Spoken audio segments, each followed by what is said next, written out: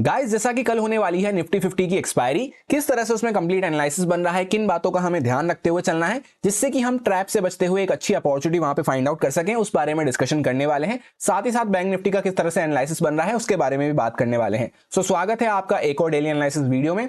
सबसे पहले हम लोग यहाँ पे बैंक निफ्टी के चार्ट को देखते हैं वन डे टाइम फ्रेम पे कि ब्रॉड माइंडसेट हमारा क्या बन रहा है कल के लिए। तो जैसा आपको देखने को मिलेगा, आज के दिन बैंक निफ्टी की एक्सपायरी थी और कल हमने यही डिस्कस किया था कि यहाँ पे ये जो रेंज बन रही थी बजट के साथ यहाँ पे ब्रेकडाउन हो चुकी है और नीचे की साइड से हम काफी अच्छा रिकवर करके ऊपर की साइड पे खड़े हुए हैं। तो मार्केट अगर यहाँ पे फ्लैट प्राइस के आसपास इसके रेंज के बीच में बना रहता है, इस कैंडल के बीच में, तो यहाँ पे थोड़ा सा जिगजैग बिहेव करता हुआ नजर आ सकता है। जहां पे बड़े टारगेट्स हम प्लान करते हुए जब भी चल सकते हैं, डाउन साइड पे शॉर्ट साइड पे हम प्लान जब भी कर सकते हैं जब मार्केट फर्स्ट साइन हमें जब मिलेगा, जब 500 के लेवल के नीचे आना चालू करता है, और कंफर्मेशन हमें जब मिलेगा जब मार्केट इसका लो ब्रेकडाउन करता है। तो इसके बीच में जैसे ही मार्केट फ्लैट प्राइस के आसपास ओपन हुआ, यहाँ पे थोड़ी देर जिगजैग करता रहा मॉर्निंग आवर्स में, फिर जैसे ही मार्केट ने ब्रेकडाउन करना चालू करा 500 के लेवल के नीचे काफी अच्छी सेलिंग हमें देखने को मिली। और आज भी सेम कहानी कंटिन्यू है कि लोअर साइड से मार्केट सपोर्ट प्रोवाइड करता हुआ और यहाँ पे ऊपर की साइड पे क्लोज हुआ है, जहां पे बायर्स यहाँ पे बाइंग करते हुए नजर आ रहे हैं। जैसा कल भी मैंने आपको बताया था, जब भी मार्केट में डिप आती है लोग ईटीएफ्स में एसआईपी करना पसंद करते हैं, म्यूचुअल फंड में स्टॉक्स वगैरह बाय करना पसंद करते हैं। तो इस वजह से यहाँ पे एंड में बार बार मार्केट रिकवर करके क्लोज करता है। आज भी कुछ वैसा ही होता हुआ नजर आया है। और जैसा कि कल भी एक बड़ी कैंडल हमें देखने को मिली थी, आज भी एक बड़ी कैंडल बनती हुई नजर आई है, जहां पे मार्केट फ्लैट प्राइस के आसपास खुला, पहले न्यूट्रल टू बाय साइड पे बना रहा, थोड़ा सा ऊपर गया। जैसा हमने डिस्कस भी किया था इंट्राडे प्लान में कि छोटे मोटे मूव हम मॉर्निंग में कैसे प्लान कर सकते हैं, तो मैंने आपसे यही कहा था न्यूट्रल टू बाय साइड पे मार्केट बना रह सकता है और सेल के लिए हम जब भी प्लान करेंगे जब मार्केट 500 के नीचे आता है तब हमें फर्स्ट साइन मिलेगा। सो मार्केट पहले ऊपर भी गया नीचे भी गया, एक स्पिनिंग टॉप कैंडल आपको प्रॉपर देखने को मिल रही होगी, जहां पे सेंटर में यहाँ पे बॉडी के आसपास हम क्लोज हुए हैं। सो जब भी इस टाइप की कैंडल बनती है, यहाँ पे ये शो होता है कि बायर्स और सेलर्स दोनों ही थोड़ा सा कंफ्यूज बने हुए हैं, मार्केट थोड़ा सा वॉलेटाइल बना हुआ है। और इस टाइप की कैंडल बहुत बेस्ट हो जाती है ऑप्शन सेलर्स के लिए, जहां पे वो ऊपर से कॉल सेलिंग करके बैठ गए होंगे, नीचे से पुट सेलिंग करके बैठ गए होंगे। तो इसके बीच में हम छोटे मोटे मूव इंट्राडे में प्लान करते हुए चल सकते हैं। ओवरऑल पूरे दिन के लिए ज्यादा कोई बड़े टारगेट हम जब भी प्लान कर सकते हैं जब इसके बाहर ऊपर या नीचे की साइड पे हम निकलना चालू करते हैं। तो बीच में मार्केट थोड़ा सा वॉलेटिलिटी श्रिंक करता हुआ नजर आ सकता है। वैसे भी 2 दिन से काफी अच्छा मूव यहाँ पे हो चुका है। अब हम लोग आ चुके हैं 15 मिनट टाइम फ्रेम पे, जहां पे ये कुछ लेवल्स वगैरह को हमने डिस्कस किया था।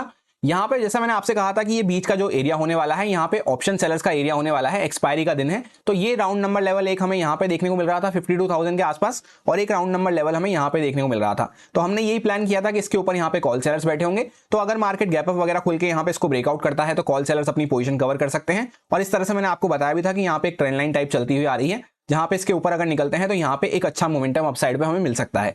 एक बार वैसे भी मार्केट 52,000 को ब्रेकआउट करके फेल कर चुका है, तो वापस से अगर इसके ऊपर निकलता है तो अपसाइड पे एक अच्छा मोमेंटम मिल सकता है। दूसरा हमने ये डिस्कस किया था कि डाउन साइड पे यहाँ पे 500 का लेवल है, इसके नीचे यहाँ पे कुछ पुट सेलर्स बैठे होंगे। तो जब मार्केट इसके नीचे निकलता है तब हमें फर्स्ट साइन मिलेगा, और इस लो के नीचे जो कल हमने लो लगाया था इसके नीचे यहाँ पे हमें कंफर्मेशन मिलेगा, जहां पे हमें ये कुछ टारगेट नीचे देखने को मिल सकते हैं। मार्केट डॉट इस लेवल के आसपास तक आया जो हमारा लास्ट सपोर्ट लगा हुआ था, यहीं से मार्केट काफी शार्प रिकवरी करता हुआ नजर आया है। सो अब जैसा आपको यहाँ पे देखने को मिल रहा होगा कि मार्केट एक प्रॉपर यहाँ पे ट्रेंड लाइन फॉलो करते हुए चल रहा है। एक बार सारी ड्राइंग्स को रिमूव कर लेते हैं।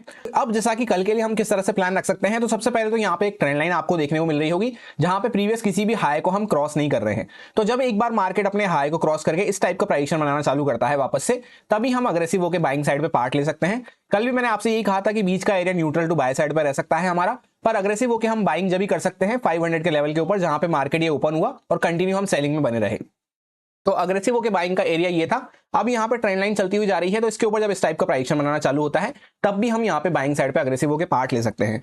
जब तक ऐसा कुछ नहीं हो रहा है तब तक यहाँ पे जैसा आपको देखने को मिलेगा 51,000 के आसपास मार्केट ने एग्जैक्टली यहाँ पे सपोर्ट लिया है। तो जब ये मार्केट यहाँ पे जैसे डायरेक्टली गैप डाउन वगैरह खुल के इसको ब्रेक डाउन करता है तब हम सेलिंग में प्लान कर सकते हैं। डायरेक्टली मार्केट कुछ गैप अप खुल के नीचे आ रहा है तब भी हम पहले सेलिंग में प्लान कर सकते हैं, क्योंकि यहाँ से ऑलरेडी मोमेंटम चलता हुआ जा रहा है, कंटिन्यू स्ट्रेच हो चुके होंगे यहाँ पे गैप अप में। तो उस केस में भी मार्केट पहले थोड़ा रिट्रेसमेंट वगैरह कर सकता है, तो पहले सेलिंग के साइड पे हमारा प्लान रह सकता है इस मोमेंटम के लिए। फिर अगर मार्केट कंटिन्यू करता हुआ चल रहा है तो हम उसको ट्रेल करके प्लान कर सकते हैं। अदरवाइज जैसे मार्केट यहाँ पे सेलिंग वगैरह में आता है, फिर अगर वापस से सेकंड हाफ में हाई को ब्रेकआउट कर रहा है तभी हम यहाँ पे बाइंग साइड पे प्लान रखेंगे। पहले हमारा प्लान सेलिंग साइड पे रह सकता है अगर कोई अच्छा गैप अप हमें मिलता है तो। सिमिलरली गैप डाउन के केस में भी सेलिंग साइड पे प्लान रह सकता है, ये बायर्स की पोजीशन खतरे में आ जाएगी। फ्लैट वाला केस सबसे ज्यादा ट्रिकी रहेगा, यहाँ पे सबसे ज्यादा कंफ्यूजिंग रहेगा, क्योंकि मार्केट जैसे यहाँ पे खड़ा है एक्जैक्टली 500 के रेजिस्टेंस के आसपास, तो हो सकता है पहले हमें ब्रेकआउट वगैरह देखने को मिले, उसके बाद यहाँ पे सेलिंग कंटिन्यू होती हुई नजर आए। सो इस टाइप से अगर प्राइस एक्शन कुछ रिएक्ट करता है तभी यहाँ पे फ्लैट वाले केस में मैं ट्रेड लेने में इंटरेस्टेड रहूंगा, अगर इस जोन के आसपास हमारी कहीं पे ओपनिंग होती है तो। ज्यादा अच्छा सबसे बेस्ट हमारे लिए वही रहेगा कि मार्केट गैप अप खुल के नीचे आ रहा है या फिर डायरेक्टली कुछ गैप डाउन वगैरह खुलता है और 51,000 के नीचे जाता है। तो क्योंकि डॉट हमने यहाँ पे 51,000 का सपोर्ट लिया है तो इसके नीचे कुछ यहाँ पे पुट राइटर्स बैठे होंगे और 52,000 के आसपास यहाँ पे कॉल राइटर्स बैठे होंगे। तो अभी कॉल राइटर्स जब भी डरने वाले हैं या तो जैसा मैंने आपसे कहा ट्रेंड लाइन के ऊपर जाके यहाँ पे इस टाइप का प्राइस बनना चालू होता है या फिर मार्केट कुछ यहाँ पे 52,000 वगैरह को जब क्रॉस करता है। अदरवाइज गैप अप खुल के मार्केट वापस से सेलिंग में आ सकता है, यहाँ पे गैप डाउन खुल के भी सेलिंग में जा सकता है। फ्लैट खुल के बस यही है मार्केट थोड़ा बहुत ऊपर जाके फिर वापस से नीचे आ सकता है। ये सारे कुछ इंपॉर्टेंट लेवल्स रहेंगे जिन पे मैं ट्रेडिंग करते टाइम फोकस रखूंगा।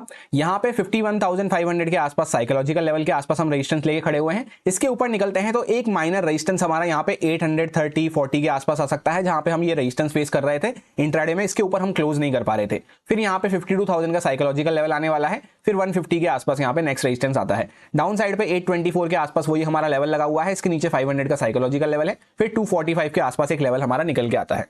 एक लाइन में सिंपल सा प्लान यही है कि यहाँ पे ओवरऑल एक स्पिनिंग टॉप के अंदर में हम खड़े हुए हैं, जहां पे मार्केट रेंज को अपनी थोड़ा सा श्रिंक करता हुआ जा रहा है। तो छोटे टारगेट्स हम प्लान करते हुए चल सकते हैं। 100-200 पॉइंट के आसपास के लिए यहाँ पे हम प्लान रख सकते हैं और उसमें बेस्ट कंडीशन क्या बन सकती है वो हमने डिस्कस कर लिया है। या तो मार्केट गैप अप खुल के नीचे निकले, गैप डाउन खुल के नीचे निकले, फ्लैट खुल के मार्केट पहले ऊपर जाए फिर नीचे आए, तो ये हमारे लिए बेस्ट कंडीशन कुछ हो जाती है जहां पे मोमेंटम हम अच्छा प्लान करते हुए चल सकते हैं।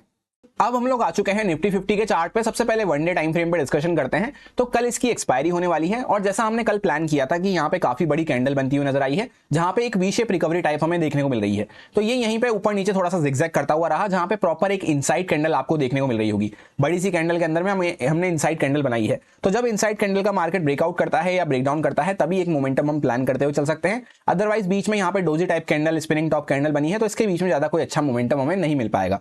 जो ऑप्शन सेलर्स होंगे वो इसके ऊपर यहाँ पे डरना चालू करेंगे या फिर इसके नीचे। अब 15 मिनट टाइम फ्रेम पे हम लोग आ चुके हैं। जैसा कि यहाँ पे कल हमने यही प्लान डिस्कस किया था कि इस लेवल के आसपास मार्केट बैक टू बैक कई बार रेजिस्टेंस फेस कर चुका है। तो अगर गैप अप वगैरह खुल के मार्केट इसके ऊपर निकलता है या फ्लैट खुल के ऊपर निकलता है तो बाइंग साइड पे एक मोमेंटम मिल सकता है हमें। अदरवाइज ये जो बीच का एरिया है यहाँ पे पूरी एक वी शेप रिकवरी हुई है, इसके बाद मार्केट थोड़ा सा जिगजैग बिहेव करता हुआ नजर आता है। और सेलिंग के लिए हमने यही प्लान किया था कि इसके लेवल्स काफी दूर देखने को मिल रहे हैं, तो ये बीच का एरिया थोड़ा सा यहाँ पे जिगजैग वाला रह सकता है, इसमें हम अवॉइड करते हुए चल सकते हैं। और जैसा आप देखेंगे बैंक निफ्टी काफी अच्छा सेलिंग में बना रहा, पर ये अच्छा सेलिंग में नहीं जा पाया क्योंकि ऑलरेडी काफी अच्छा रिकवर करके आया था।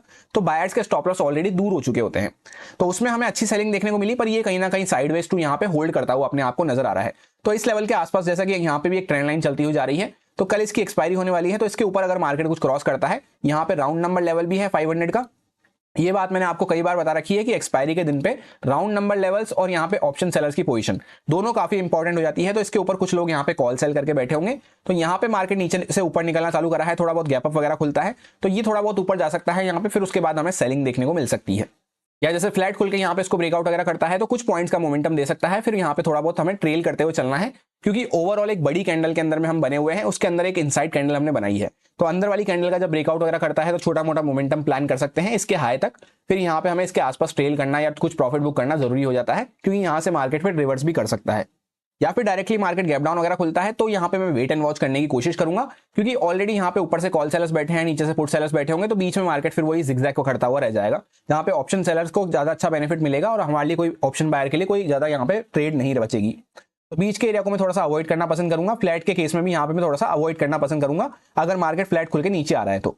बाकी ये सारे कुछ इंपॉर्टेंट लेवल्स रहेंगे। 24,000 के आसपास साइकोलॉजिकल लेवल है, 200 के आसपास एक लेवल है, यहाँ पे एक हमें यहाँ पे माइनर सपोर्ट देखने को मिल सकता है 300 के आसपास, फिर यहाँ पे अपर साइड पे 500 का साइकोलॉजिकल लेवल है और 656 के आसपास एक लेवल हमारा हो जाता है। सो यही मेरा सिंपल सा एनालिसिस बन रहा था दोनों इंडेक्सेस में, जो आपके साथ प्योरली एजुकेशन एक्सपीरियंस पर्पस से शेयर किया गया है, सारे लॉजिक्स एंड रीजंस को एक्सप्लेन करते हुए। अब अगर आपको अच्छा लगता है, समझ में आया है, तो आप इसको यूज में ले सकते हैं अपने रिस्क पे, अपने प्रॉपर रिस्क मैनेजमेंट को फॉलो करते हुए, अच्छे से स्टॉप लॉसेस वगैरह को फॉलो करते हुए। Happy Nifty 50 expiry. Thank you.